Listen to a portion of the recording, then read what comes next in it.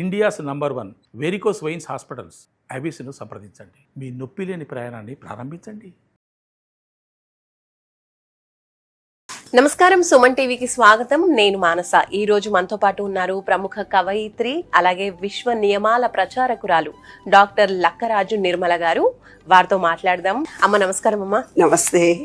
అమ్మ, విశ్వం గురించి మనం ఎన్నో మాట్లాడుకుంటూ ఉంటాం. అసలు విశ్వం అంటే టోటల్ మనము, చెట్లు అన్నీ ఉంటాయి. కాబట్టి మనం ఇంటి ముందర కావచ్చు, వెనకల కావచ్చు, అసలు ఎలాంటి చెట్లు పెట్టుకుంటే కనుక శుభప్రదం అంటారు? ఇంటి ముందు చెట్లు ఎందుకుంటాయంటే శుభానికి, శుభ సూచకం గురించి ఉంటాయి.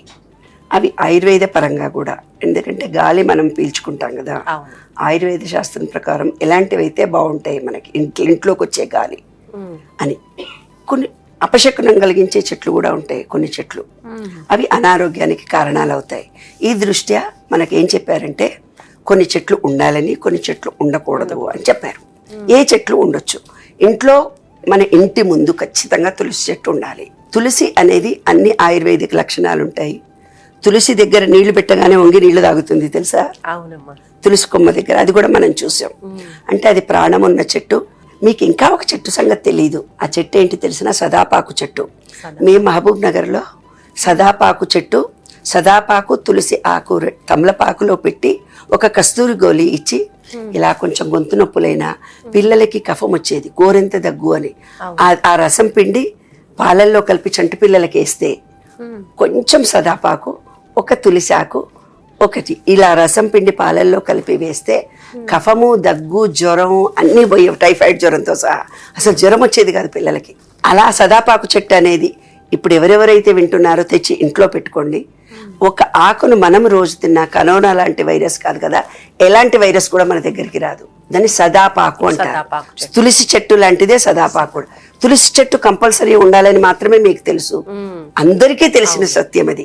కానీ సదాపాకు చెట్టు అనేది కూడా చాలా అద్భుతమైనటువంటి ఆయుర్వేద. ఆ గాలి అది తింటుంటేనే నోట్లోనే ఒక రకమైన ఎంజైమ్స్ పుడతాయి నీకు. రోజు ఒక ఆకు తినొచ్చు.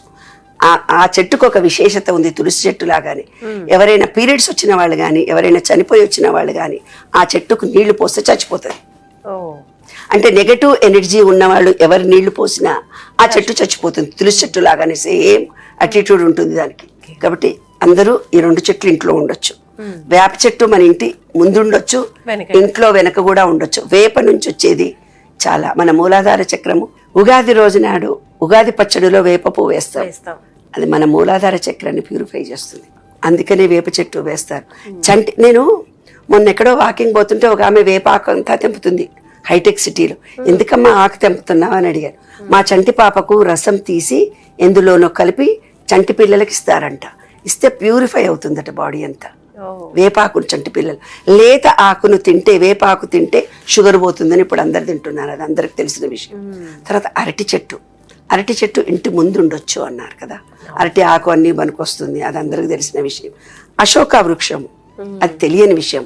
అశోక వృక్షము మనకు శుభం గురించి, ఏదైనా శుభం జరగాలి అంటే అశోక అంటే శోకాలు పోతాయి, శుభాలు కలుగుతాయి అని అర్థం అనమాట. ధన సంపాదనకు సూచిక అశోక వృక్షం. అశోక వృక్షము కాడలు మన మామిడి ఆకుల్లాగానే పెట్టుకోవాలి అప్పుడప్పుడు. ఇంట్లో ఏదైనా దుఃఖం కలిగిందనుకో, దుఃఖం తీసేస్తుంది, అది శుభ సూచకం. ఈ మామిడి ఆకుల్లాగానే, మామిడి ఆకు అంటే ఆక్సిజన్ ఎక్కిస్తుంది, ఇదేం చేస్తుంది అంటే ధనాన్ని ఇస్తుంది. తెలియదు చాలా మందికి. కానీ అశోక లీవ్స్ కూడా మనం ఇంటి ముందు పెట్టుకోవచ్చు. చెట్టు కూడా చాలా మంచిది, ముందు పెట్టుకుంటారు. కానీ ఇది సంపద వృద్ధి చేస్తుంది, కానీ ఇంట్లో పెట్టుకునే చెట్టు కాదు. ఇది ఇంటి ముందు ఉంటుంది. సంపాదన కావాలి అనుకునే వాళ్ళు అశోక చెట్టు ఇంటి ముందు పెట్టుకుంటారు. మర్రి చెట్టు అనేది దూరంగా ఉండాలి. ఇది మన ఇండ్లల్లో ఉండే చెట్టు కాదు. మర్రి చెట్టు, రావి చెట్టు లాంటివి గుళ్ళల్లో ఉండాలి తప్ప మన ఇళ్లలో ఉండడానికి లేదు. ఆధ్యాత్మికం పెంపొందింపజేస్తుంది మర్రి చెట్టు, ఆలయాల దగ్గర ఉంటుంది. రావి చెట్టు, వేప చెట్టు 2 ఉంటే, రావి చెట్టు అనేది నారాయణుడు, వేప చెట్టు అనేది లక్ష్మి అంటే అమ్మవారి చెట్టు అంటారు కదా. అవి 2 కలిపితే లక్ష్మీ నారాయణుడు అంటే ఈ విశ్వము. ఆ సీక్రెట్స్ చాలా ఉన్నాయి. చంపక అంటే మంచి మాంగోలియా లీఫ్ అంటారే, చక్కటి వాసన ఉంటుంది, చాలా బాగా ఉంటుంది ఆ చెట్టు కూడా. అది కూడా మన ఇళ్లలో ఉంచుకోవచ్చు. వాసన సుగంధం వచ్చే చెట్లు ఏవైనా పర్వాలేదు. కానీ మనం కొన్ని పువ్వుల చెట్లకు ఇలా తెంపగానే పాలు కారుతాయి. పాలు కారే చెట్లు ఎప్పుడు మన ఇంట్లో ఉంచుకోకూడదు. జిల్లేడు చెట్టు ఇంటి ముందు చాలా మంచిది. జిల్లేడు సూర్యరశ్మి, సూర్యుడికి సంకేతం జిల్లేడు. కాబట్టి ఇంట్లో ఉంచుకోకూడదు, ఇంటి బయట ఉంచుకోవాలి జిల్లేడు. తర్వాత ఈ నీరు కారే తెంపగానే పూలు కూడా పూస్తాయి కదా, తెల్ల పూలు, అవి కూడా ఇట్లా తెంపగానే పాలలాగా వస్తాయి కదా, అవి ఇంటికి అరిష్టం. అందుకని ఇంటి బయట ఉండాలి. శారీరకంగా మానస సమస్యలకు మనకు దగ్గర అవుతాయి. ఇవన్నీ శారీరక అనారోగ్యాలు కలిగిస్తాయి. అందుకే ఇంట్లో ఉండకూడదు, ఇంటి బయట ఉండాలి. తర్వాత వాస్తు ప్రకారం కూడా ఇంటి బయట ఉండాలి అంటారు ఈ 2 చెట్లను. అంటే పాలు కారే చెట్లు ఏవైతే ఉన్నాయో ఇంటి ముందు ఉండాలి అని. తాటి చెట్లు బాగా ఎత్తు ఎక్కువగా ఉంటాయి, ఇళ్లలో ఉండకూడదు. తాటి చెట్లు, ఈత చెట్లు. తర్వాత చింత చెట్టు దూరంగా ఉండాలి. చింత చెట్టు చింతలను కలిగిస్తుంది అంటారు. అంటే అయితే మన టోటల్ ప్యూరిఫై చేసేది చింత చెట్టే. చింతపండు తింటే ఎలర్జీ వచ్చిన వాళ్ళకు చింతపండు రసము, నిమ్మరసం ఇస్తారు. అవునా? చింతపండు లేకుండా మనము రోజు భోజనం చేయం. టోటల్ బ్యాటరీని డిటాక్స్ చేసేది పులుపే. ఇప్పుడు ఏం చేస్తున్నారు, చింతపండు వద్దు టమాటాలు వాడండి అంటున్నారు. అది కూడా పులుపే ఉంది కాబట్టి అదొక వ్యాపార ధోరణి. కానీ తప్పనిసరిగా చింతపండు తినాలి. చింతపండు ఎక్కువ తింటే ఆర్థరైటిస్ పెయిన్స్ ఎక్కువ అవుతాయి. కానీ చింతపండు ఈజ్ వెరీ గుడ్. మన ప్రతి పచ్చళ్ళలో మనం చింతపండు వేస్తాం. కాబట్టి అది మన ఇండ్లలో ఉండే చెట్టు కాదు, ఇంటి దగ్గర ఉండడం మంచిది కాదు, దూరంగా ఉండాలి. చింతలు పెంచుతుందట చింత చెట్టు అని శాస్త్రం, మనకు తెలియదు. బుర్ర మాదిరిగా ఆకారం ఉంటుంది కొన్ని, మన పుర్రె ఆకారంలో కొన్ని చెట్లు ఉంటాయి. అవి శ్మశానంలో ఉంటాయి. అలాంటి ఆకులుండే చెట్లను మన ఇంటి ముందు పెంచుకోకూడదు. ఎందుకంటే శ్మశాన శక్తులను బ్లాక్ చిక్కును ఆకర్షిస్తాయి అలాంటి చెట్లు. అవి మన ఇంటి ఉండదు.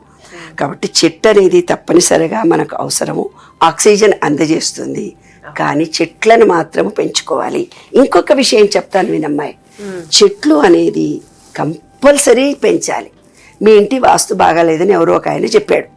అక్కడ తర్వాత ఉంటే బాగుంటది, ఇక్కడ కిటికీ ఉంటే బాగుంటుంది, ఈ ఇల్లు ఎందుకు తీసుకున్నారు, మాకు ఇన్ని కష్టాలు వచ్చినాయి, మాకు డబ్బు లేదు, మాకు ఇంట్లో సుఖం లేదు, మా ఇంట్లో పిల్లలకు పెళ్లిళ్ళు కాలేదు, ఎలాంటి బాధలున్నా ఒక పాట్స్ దొరుకుతాయి చెట్లు, 4 మూలల చెట్లు పెట్టండి. 4 మూలల అడుగడుగున చెట్లు పెట్టుకోండి. ఏ నెగిటివిటీ ఉన్నా చెట్టు స్వీకరించి మనకు మంచి చేస్తుంది. అలాంటి బోలుడున యూట్యూబ్లో కొట్టుకుంటారు మీ ఇష్టం. పువ్వుల చెట్లు నిరంతరం మన కళ్ళెదురుగా పెట్టుకుంటే ఆ సువాసన చేత మనలో నెగిటివిటీ ఫీలింగ్ పోయిపోయి మనలో ఎనర్జీ లెవెల్స్ పెరుగుతాయి. ఈ విశ్వం ఎప్పుడు ఎనర్జీ మారుతూ పోతున్నప్పుడు ఆ గులాబీ చెట్ల నుంచి వచ్చే సుగంధ వాసన మీకు తెలుసా? పువ్వులు దేవుడు పూజ చేసేటప్పుడు కాడ తుంచు అంటారు. కాడ తుంచి దేవుడికి వేయండి. దాని ఆంతర్యం ఏమిటి? స్మెల్ మాత్రం వస్తుంది, స్మెల్ వస్తుంది కదా.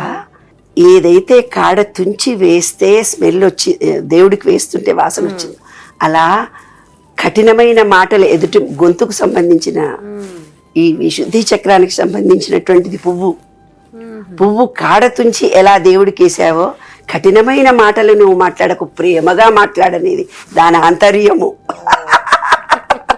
పువ్వులు దబదబ కూర్చొని పూలన్నీ కడలు తీసేస్తారు, కానీ కఠినమైన మాటలు మాట్లాడకుండా ప్రేమతో మాట్లాడాలి. ఎదుటి మనిషి ప్రేమను పొందేటట్టుగా ఉండాలి. క్రిటిసైజ్ చేయకూడదు, ఎదుటి మనిషిని అవమానించి మాట్లాడకూడదని దాని రహస్యం. కాబట్టి పువ్వులలో రహస్యాలు ఉన్నాయి, చెట్టులలో రహస్యాలు ఉన్నాయి. కాబట్టి ఏ చెట్టునన్నా పెంచుకోండి, హ్యాపీగా ఎంజాయ్ చేయండి. ఏ చెట్టునన్నా అంటే చిన్న చెట్లే వస్తున్నాయి ఇప్పుడు కాబట్టి, మన ఇల్లు కూడా చిన్నవి ఇప్పుడు కాబట్టి హ్యాపీ అండ్ ఎంజాయ్.